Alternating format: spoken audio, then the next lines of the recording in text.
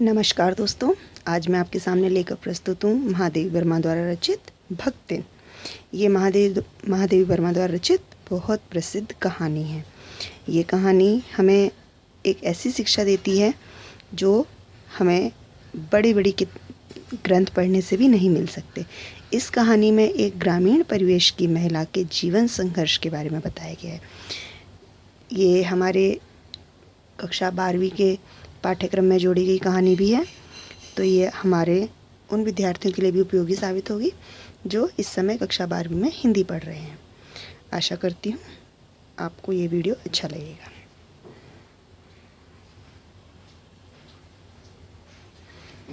सबसे पहले मैं आपको महादेवी वर्मा जी के बारे में कुछ बताऊंगी, उनका थोड़ा जीवन परिचय, और उसके बाद हम उनकी कहानी शुरू करेंगे। महादेवी वर्मा का जन्म 26 मार्च 1907 में हुआ और उनका देहांत 11 सितंबर 1987 में हुआ। यानी कि उनकी उम्र हमारी स्वतंत्रता संग्राम से पहले और बाद दोनों के बीच में है। महादेवी वर्मा हिंदी की सर्वाधिक प्रतिभावान कवियत्रियों में से एक हैं। वे हिंदी साहित्य में छायावादी युग के 4 प्रमुख स्तंभों में से एक मानी जाती हैं। आधुनिक हिंदी की सबसे सशक्त कवियत्रियों में से एक होने के कारण उन्हें आधुनिक मीरा के नाम से भी जाना जाता है। कवि निराला ने, ये निराला जी सूर्यकांत त्रिपाठी निराला जी हैं, ने उन्हें हिंदी के विशाल मंदिर की सरस्वती भी कहा है। महादेवी ने स्वतंत्रता से पहले का भारत भी देखा और उसके बाद का भी। वे उन कवियों में से एक हैं जिन्होंने व्यापक समाज में काम करते हुए भारत के भीतर विद्यमान हाहाकार, रुदन को देखा, परखा और करुण होकर अंधकार को दूर करने वाली दृष्टि देने की कोशिश की। न केवल उनका काव्य बल्कि उनके समाज सुधार के कार्य और महिलाओं के प्रति चेतना भावना भी इस दृष्टि से प्रभावित रहे। उन्होंने मन की पीड़ा को इतने स्नेह और श्रृंगार से सजाया कि दीप शिखा में वह जन जन की पीड़ा के रूप में स्थापित हुई और उसने केवल पाठकों को ही नहीं, समीक्षकों को भी गहराई तक प्रभावित किया।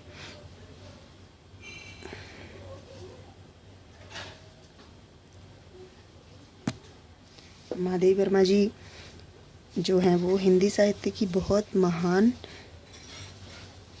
कवियत्रियों में से एक हैं।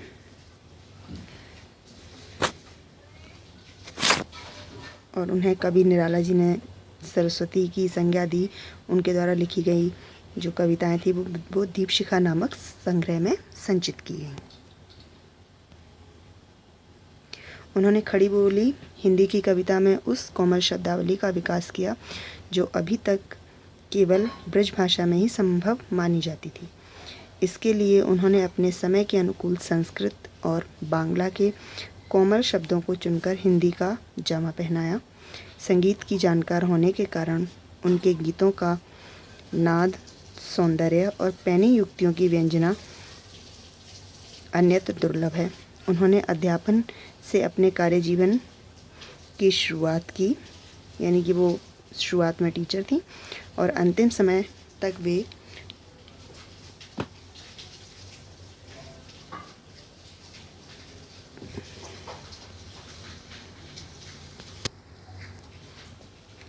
प्रयाग महिला विद्यापीठ की प्रधानाचार्य बनी रहीं। उनका बाल विवाह हुआ परंतु उन्होंने अविवाहित की भांति जीवन यापन किया। प्रतिभावान कवित्री और गद्य लेखिका महादेवी वर्मा साहित्य और संगीत के में निपुण होने के साथ साथ कुशल चित्रकार और सृजनात्मक अनुवादक भी थी। उन्होंने हिंदी साहित्य के सभी महत्वपूर्ण पुरस्कार करने का गौरव प्राप्त किया। भारत के साहित्य आकाश में महादेवी वर्मा का नाम ध्रुव तारे की भांति प्रकाशमान है। गत शताब्दी की सर्वाधिक लोकप्रिय महिला साहित्यकार के रूप में वे जीवन भर पूजनीय बनी रहीं। वर्ष 2007 उनकी जन्म शताब्दी के रूप में मनाया गया। 27 अप्रैल 1982 को भारतीय साहित्य में अतुलनीय योगदान के लिए ज्ञानपीठ पुरस्कार से उन्हें सम्मानित किया गया। यानी कि उन्हें हर जो सम्मानित पुरस्कार है हिंदी साहित्य में दिया जाता है वो उन्हें प्राप्त है और उनके द्वारा लिखी गई कहानियाँ जीवन को छू जाती हैं, साधारण जीवन को प्रकाशमान करती हैं। वह सभी को साधारण जीवन के मिलती जुलती लगती हैं। और इसी प्रकार की एक कहानी है भक्तिन, जो कि एक ग्रामीण परिवेश में रहने वाली महिला की कहानी है। आइए शुरू करते हैं इस कहानी को। कहानी भक्तिन।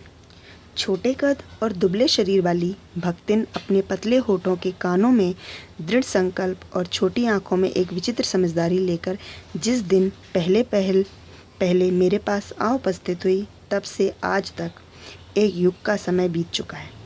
पर जब कोई जिज्ञासु उससे इस संबंध में प्रश्न कर बैठता है, तब वह पलकों को आधी पुतलियों तक गिराकर और चिंतन की मुद्रा में ठुड्डी को इस तरह ऊपर उठाकर विश्वास भरे कंठ से उत्तर देती है, तुम पचई का बताई, यही 50 बरिस से संग रहे थे। इस हिसाब से मैं 75 की ठहरती हूँ और वह 100 वर्ष की आयु भी पार कर जाती है। इसका भक्तिन को पता नहीं। पता भी हो तो संभवतः वह मेरे साथ बीते हुए समय में रत्ती भर भी कम करना नहीं चाहेगी। मुझे तो विश्वास होता जा रहा है कि कुछ वर्ष तक पहुंचा देगी, चाहे उसके हिसाब से मुझे 150 वर्ष की असंभव आयु का भार क्यों ना ढोना पड़े। जब पहली बार भक्तिन लेखिका से मिली तो उसका जो शरीर है, छोटे कद की दुबली पतली शरीर की महिला थी, पर आँखों में और चेहरे पर एक दृढ़ संकल्प था, एक तेज था जो उसे हारने नहीं दे रहा था। जब कोई उससे पूछता है, वो तब से अब तक लेखिका के साथ है। मुख्य अगर मैं आपको बताना चाहूँ तो वह लेखिका के यहाँ सहायिका के रूप में कार्य करती है, यानी कि जिन्हें हम घर में काम पर रखते हैं, मेड कहते हैं, वो उस तरीके से उनके यहाँ पर सहायिका के रूप में, गृह सहायिका के रूप में कार्य करती है। तो जब भी कोई इससे पूछता है कि तुम यहाँ कितने सालों से हो, कब से हो, तो वो ऐसे जवाब देती है मानो कि वो कहती है कछु 50 साल हो गए होंगे, यानी कि पिछले 50 सालों से हम साथ में ही हैं। तो उसकी इस बात को सुन के लेखिका को लगता है कि अगर हम 50 साल से साथ में हैं तो लेखिका 75 साल की हुई और भक्तिन 100 साल की उम्र को भी पार कर गई हो। पर वो हमेशा इसी तरीके से हमारे एक दूसरे के साथ बीते हुए समय को जिज्ञासा से और खुशी से व्यक्त करती है। सेवक धर्म में हनुमान जी से स्पर्धा करने वाली भक्तिन किसी अंजना की पुत्री ना होकर एक अनाम धन्या गोपालिका की कन्या है। नाम है लक्ष्मण या लक्ष्मी, पर जैसे मेरे नाम की विशालता मेरे लिए दुर्भा है, वैसे ही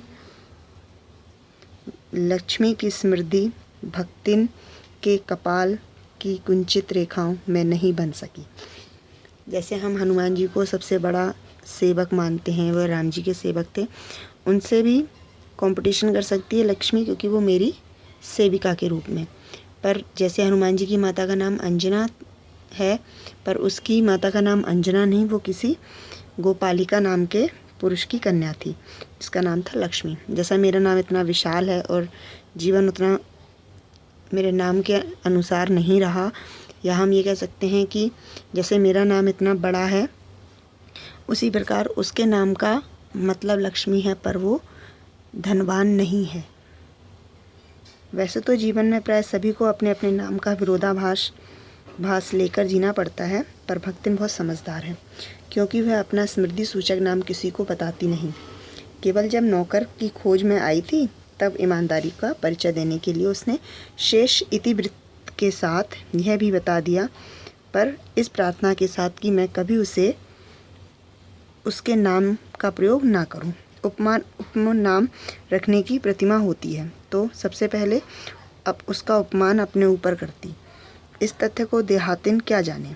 इसी से जब मैंने कंठीमाला देखकर उसका नया नामकरण किया, तब वह भक्तिन जैसे कवित्वहीन जीवन या कवित्वहीन नाम को पाकर भी गदगद थी।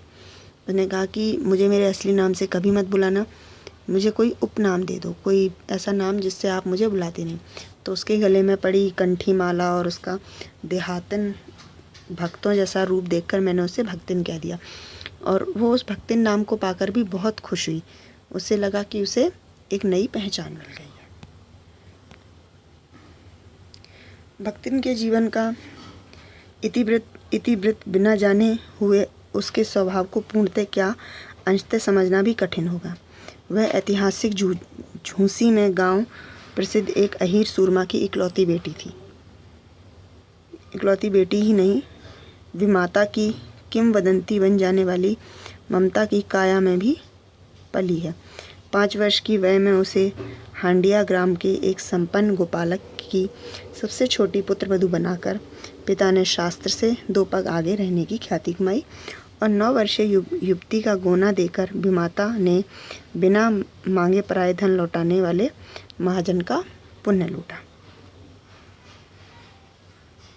जो लक्ष्मी थी, जो भक्तिन थी, उसके बारे में अगर उसका आधार नहीं जानेंगे, उसके जीवन के बारे में नहीं जानेंगे, तो उसके जो उसका व्यवहार है, उसके व्यक्तित्व, उसके बारे में जान पाना बहुत कठिन है। लक्ष्मी जो थी वो झूंसी गांव के एक प्रसिद्ध अहीर सूरमा, यानी कि अहीर एक जाति होती है, उसमें रहने वाले एक सूरमा मतलब बहादुर या जो चलते पुरजा होते हैं, उनकी पुत्री थी। और उनकी माता जो थी वो सगी माता नहीं थी, मुँह बोली माता थी, या हम कुछ भी मान सकते हैं। उन्होंने उसका पालन पोषण किया। 5 वर्ष की आयु में उसका बाल विवाह कर दिया गया, और उसके पश्चात बाल विवाह उसके हांडिया के गांव के गोपालक के साथ करके सबसे छोटे बेटे के साथ कर दिया गया। उसके बाद उसका जल्दी से ब्याह करने के बाद गोना कर दिया गया, और माता पिता ने ये सोचा कि उन्होंने अपने सारे फर्ज कर्तव्य पूरे कर दिए। पिता का उस पर अगाध प्रेम होने के कारण संभवतः ईर्ष्यालु और संपत्ति की रक्षा में सतर्क विमाता ने उनके मरणांतक रोग का समाचार तब भेजा जब वह मृत्यु की सूचना भी बन चुका था। रोने पीटने के अपशगुन से बचने के लिए सास ने भी उसे कुछ बताया नहीं। बहुत दिन से नहर नहीं गई, सो जाकर देखावे, कहीं यही कहकर और पहना उड़ाकर सास ने उसे विदा कर दिया। इस अप्रत्याशित अनुग्रह ने उसके पैरों में पंख लगा दिए। वे गांव की सीमा में पहुंचते ही झड़ गए। हाय लक्ष्मण, अब आई कि अस्पष्ट पुनः और स्पष्ट सहानुभूतिपूर्ण दृष्टियां उसे घर तक ढेल ले गईं, पर वहां ना पिता का चिन्ह शेष था, ना विमाता में व्यवहार में शिष्टाचार का लेश था। दुख से शिथिल और अपमान से जलती हुई वह उस घर में पानी भी बिना पिए उल्टे पैरों ससुराल लौट पड़ी। सास को खरी खोटी सुनाकर उसने विमाता पर आया हुआ क्रोध शांत किया, और पति के ऊपर गहने फेंक कर उसने पिता के चिर बिछो की मर्म व्यथा व्यक्त की। जो लक्ष्मी थी वो अपने पिता की इकलौती पुत्री थी, तो पिता उससे बहुत प्यार करते, पर जैसे ही पिता की मृत्यु हुई तो जो उसकी माता थी, जो कि उसकी सगी माता नहीं थी, उन्होंने उसकी सूचना भी लक्ष्मी को नहीं दी, और जब लक्ष्मी को ये सूचना दी गई तब वह समाचार बन चुका था, यानी कि बहुत समय बीत चुका था। सास ने भी ये सोचा कि घर में रोएगी पीटेगी, अपशगुन माना जाएगा। उस सब को रोकने के लिए सास ने भी उसे कुछ नहीं बताया और तैयार करके मायके भेज दिया। जैसे ही निहर मतलब मायका, जैसे ही वह मायके के दहलीज पर पहुंची, क्योंकि पहले गांव होता था, तो जब गांव में पहुंचने वाले होते थे तो बहुत से गांव के लोग मिल जाते थे। जैसे ही गांव पहुंची, लोगों ने उसे कहना शुरू किया, तू अब आई है, तुम्हारे पिता को गए हुए तो बहुत समय हो गया। जैसे वो ये सुना, उसकी सारी खुशी दुख में परिवर्तित हो गई, और वह जैसे तैसे घर पहुंची तो देखा ना माता का वो रूप था जो उसे पहले प्यार करती थी, और ना सम्मान था। वो उसी पैर वापस लौट आई। उसने कुछ नहीं खाया, कुछ नहीं पिया, और घर आकर अपनी सास को उल्टा सीधा कहा, और फिर पति पर गुस्सा व्यक्त किया, और अपने जो जो दुख था उसे व्यक्त किया।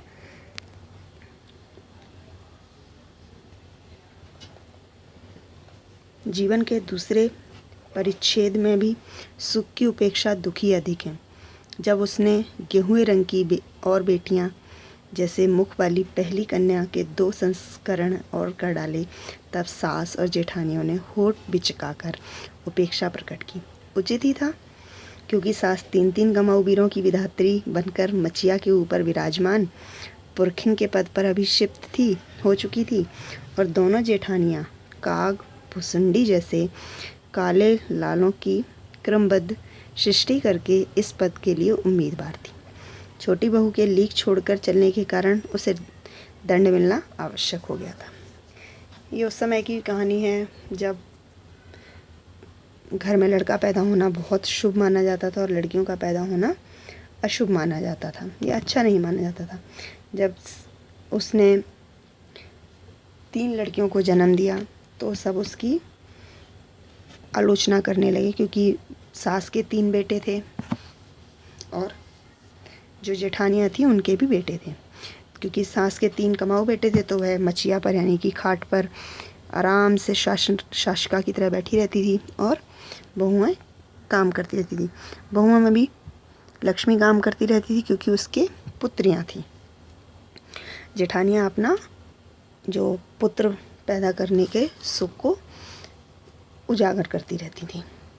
जेठानियाँ बैठकर लोक चर्चा करती और उनके काले कलूटे लड़के धूल उड़ाते। वह मट्ठा फेरती, कूटती, पीसती, रांधती और उसकी नन्ही लड़कियां गोबर उठाती, कंडे पाती। मट्ठा मतलब छाछ, दही का जो हम बनाते हैं उसे मट्ठा कहते हैं, और कंडे होते हैं उपले।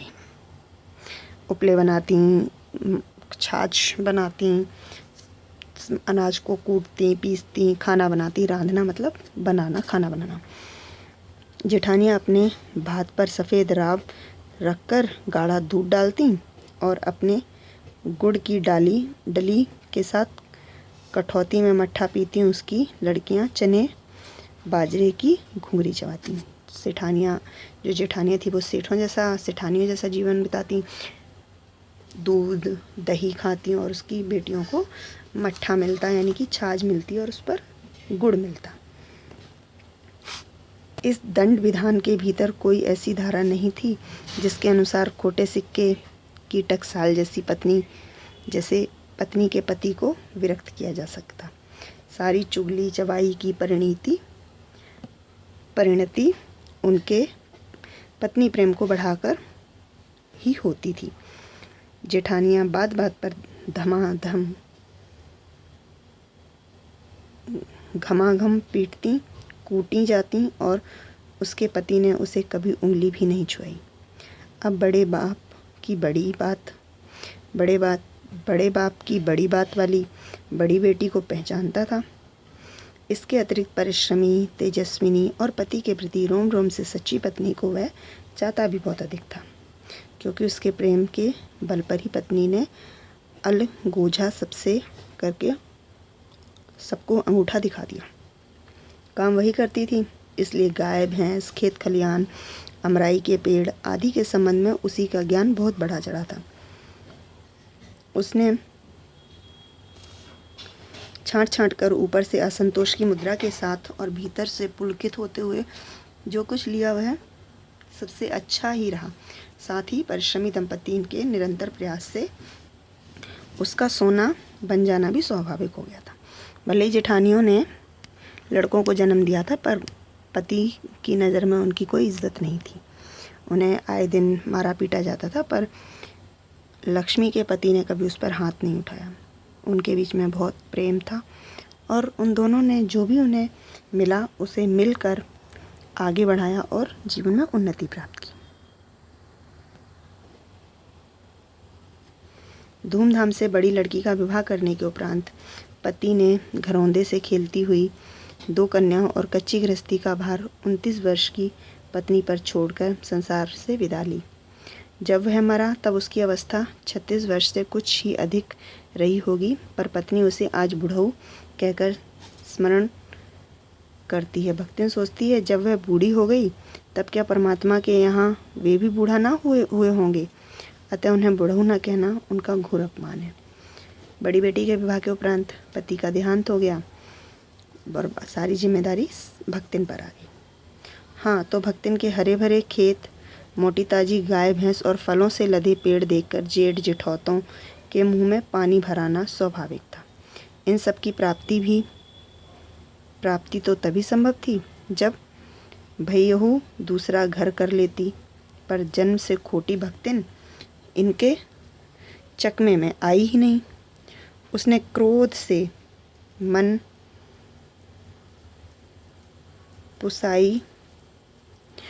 से पांव पटक पटक कर आंगन को कंप्यान करते हुए कहा, हम कुकरी बिलारी ना होए, हमारा मन पुसाई तो हम दूसरे के जाव नहीं, ते हमारा पचई के छाती पर हो रहा भूजब और राज करब समुझ रहो। सबने कोशिश की वह दूसरा विवाह कर ले ताकि उसकी धन संपत्ति उनके जेठ जेठानियों को मिल जाए, पर वो ढीठ थी, वो अड़ी रही। उसने कहा कि हम कोई कुत्ते बिल्ली नहीं हैं, हमारा मन अगर दूसरे पर नहीं आएगा तो हम नहीं जाएंगे और हम यहीं पर रहकर तुम सबको की छाती पर होरे भूंजेंगे। इसका मतलब है कि हम तुम्हें यहीं पर रहेंगे और तुम्हें तंग करके अपना जो है उसको आगे बढ़ाएंगे और यहीं पर बैठकर राज करेंगे। उसने ससुर, अजिया ससुर और जाने के पीढ़ियाँ के ससुर गणों की उपार्जित जगह जमीन में से सुई की नोक के बराबर भी देने की उदारता नहीं दिखाई। इसके अतिरिक्त गुरु के कान फुकवा कंठी बांध पति के नाम पर घी से चिकने केशों को समर्पित कर अपने कभी न टलने की घोषणा करती। भविष्य में भी समर्पित सुरक्षित रहने के लिए उसने छोटी लड़कियों के हाथ पीले कर दिए और उन्हें ससुराल पहुंचाया और पति के चुने बड़े दामाद को घर जमाई बनाकर रखा। इस प्रकार उसके जीवन का तीसरा परिच्छेद आरंभ हुआ। जो चाहते थे कि वो शादी कर ले, उसने उनकी बात नहीं मानी और उसने अपने बाल कटवा दिए, विधवा का रूप धारण कर लिया और उसके पश्चात उसने अपनी दोनों छोटी बेटियों का विवाह किया और बड़ी बेटी के पति को घर जमाई बनाकर अपने पास रख लिया। भक्तिन का दुर्भाग्य उससे कम हटी नहीं था। इसी से किशोरी से युवती होते ही बड़ी लड़की भी विधवा हो गई।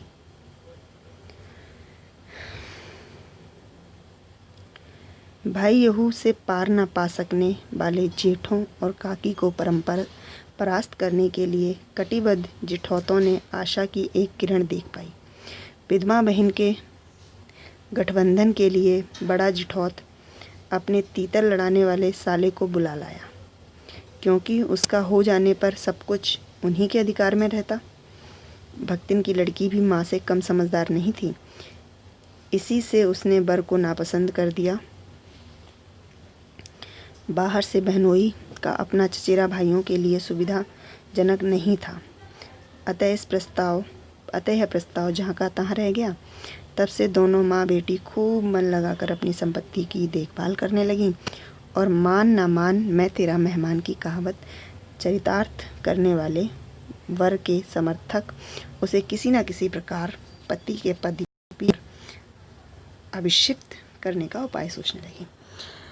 जब लड़की बड़ी हुई, उसके पति का देहांत हो गया, वो विधवा हो गई, पर जो उसके भाई भाभी थे यानी कि ताऊ ताई के बच्चे थे, वो ये चाहते थे कि ये दूसरी शादी कर ले तो जो सामान होगा वो फिर हमें ही मिल जाएगा, जो संपत्ति है वो हमें ही मिल जाएगी। पर लड़की भी माँ की तरह हटी थी। उसने सारी कोशिशें नाकाम कर दी और खुद जाकर और अपनी माँ के साथ मिलकर काम करने लगी।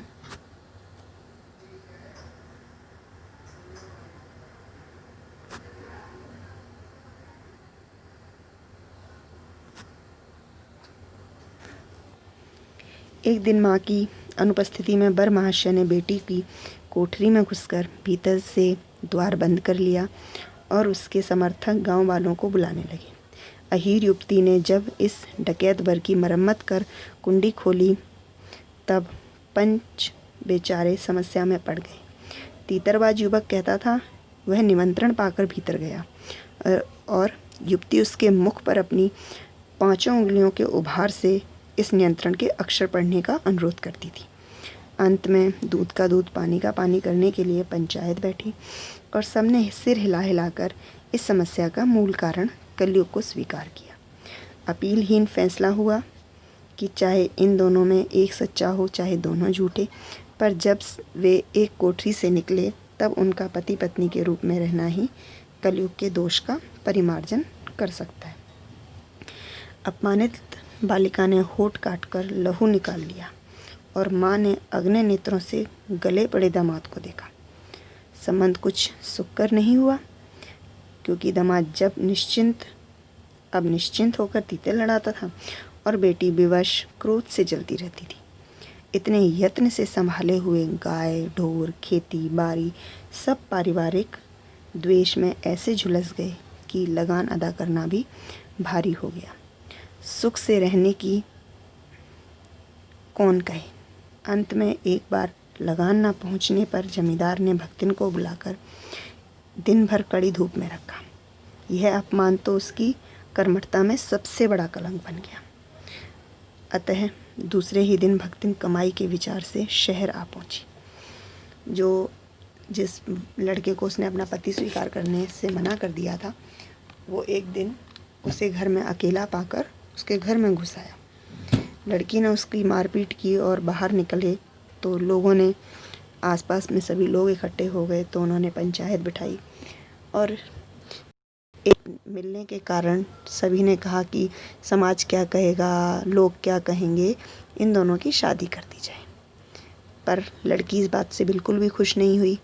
लड़के ने ऐसा कहा कि इसने मुझे बुलाया था, पर लड़की ने जो उसके मुंह पर तमाचे लगाए और उसको मारा पीटा, वो इस बात को साफ उजागर कर रहा था कि लड़की ने नहीं बुलाया। पर उसकी किसी ने नहीं सुनी और उनकी शादी करा दी गई। लड़का क्योंकि कुछ करता नहीं था, चरित्रहीन था, तो लड़की जलती रही, घुटती रही अंदर ही अंदर, और जो सारी संपत्ति थी वो नष्ट हो गई। एक बार साहूकार को लगान देने तक के पैसे नहीं थे, तो साहूकार ने भक्तिन को बुलाया और उसे सजा के तौर पर एक दिन धूप में खड़ा रखा। ये उसके लिए बहुत अपमान की बात थी, क्योंकि वो इतनी कर्मठ थी, इतनी काम करने में लीन रहती थी और उसे लगान अदा करने के लिए पैसे नहीं थे और उसकी सज़ा उठानी पड़ी। उसी दिन उसने सोच लिया कि अब वह शहर जाकर कुछ कमाएगी, और वो शहर में निकल गई कुछ कमाने के लिए। घुटी हुई चांद को मोटी मैली धोती से ढांके और मानो सब प्रकार की आहट सुनने के लिए एक कान कपड़े से बाहर निकाले हुए भक्तिन जब मेरे यहाँ सेवक धर्म में दीक्षित हुई, तब उसके जीवन के चौथे और संभवतः अंतिम परिच्छेद का जो अर्थ हुआ, इसकी इति अभी दूर है। जब पहली बार लेखिका ने भक्तिन को देखा तो उसने उसके सिर पर एक मोटी मैली मतलब गंदी धोती बंधी हुई थी, क्योंकि उसने अपने बाल कटा दिए थे और वो एक कान खुले हुई थी ताकि वो लोगों की बातें सुन सकें। और वह उनके वहाँ नौकरी करने आई, यानी कि सेवक बनने आई। वही शायद उसकी जीवन का चौथा अध्याय रहा होगा, जिसके बारे में कहना अभी संभव नहीं है। भक्तिन की वेशभूषा में गृहस्थ और बैरागी का सम्मिश्रण देखकर मैंने शंका से प्रश्न किया, क्या तुम खाना बनाना जानती हो? उत्तर में उसने ऊपर के होठ को सिकोड़े और नीचे के अधर को कुछ बढ़ाकर आश्वासन की मुद्रा के साथ कहा, ई कौन बड़ी बात है, रोटी बनाए जाने थे, दाल रांध ले थे, साग भाजी छौंक सके थे, और बाकी का रहा। जब उसने लेखिका ने यानी महादेवी वर्मा जी ने भक्तिन को देखा तो वो कुछ बैरागन सी थी और कुछ गृहस्थ लग रही थी, तो उन्हें एक डाउट हुआ कि क्या इसको खाना बनाना आता होगा। जब उन्होंने उससे पूछा कि क्या खाना बना लेती हूँ, तो उसने उत्तर दिया, ये कौन सी बड़ी बात है, रोटी बनाना जानती हूँ, दाल बना लेती हूँ और सब्जी छौंक लेती हूँ, यानी कि सब्जी बना लेती हूँ, तो और बाकी बच क्या गया। और इस प्रकार जो भक्तिन थी वो महादेवी वर्मा जी के यहाँ सेवक धर्म में कार्यरत हो गई। और शायद उसके बाद उसने कहीं पलट कर नहीं देखा होगा, जो कि प्रारंभ में किसी ने उससे पूछा कि आपको कितना टाइम हो गया इनके साथ रहते हुए, उसने वो बताया। ये कहानी जो है वो एक प्रेरणा स्रोत है, एक ऐसी प्रेरणा जो शायद एक पढ़ा लिखा इंसान भी नहीं अपने आप में महसूस कर पाता है। आपके पास कुछ नहीं है तो आपके अंदर एक दृढ़ शक्ति होनी चाहिए कि अगर कोई कार्य है तो हम उसे कर सकते हैं। वही उस भक्तिन ने किया। पति के होते हुए भी वह सारा काम करती थी, उसके बाद भी उसने सारा काम किया, और जब उसके पास कुछ नहीं बचा तो उसने शहर आकर नौकर बनने का ही काम स्वीकार किया और अपनी ज़िंदगी को आगे बढ़ाया। तो ये हमें एक प्रेरणा देती है कि अगर जीवन में हर जगह कठिनाई है तो कहीं ना कहीं कुछ अच्छा भी आपको मिलेगा। उसी अच्छे के लिए प्रयत्न कीजिए और उसे प्राप्त कीजिए। आशा करती हूँ आपको ये उपयोगी लगा होगा। अगर उपयोगी लगा है तो आप इसे शेयर कीजिए और मेरे चैनल को सब्सक्राइब कीजिए। धन्यवाद।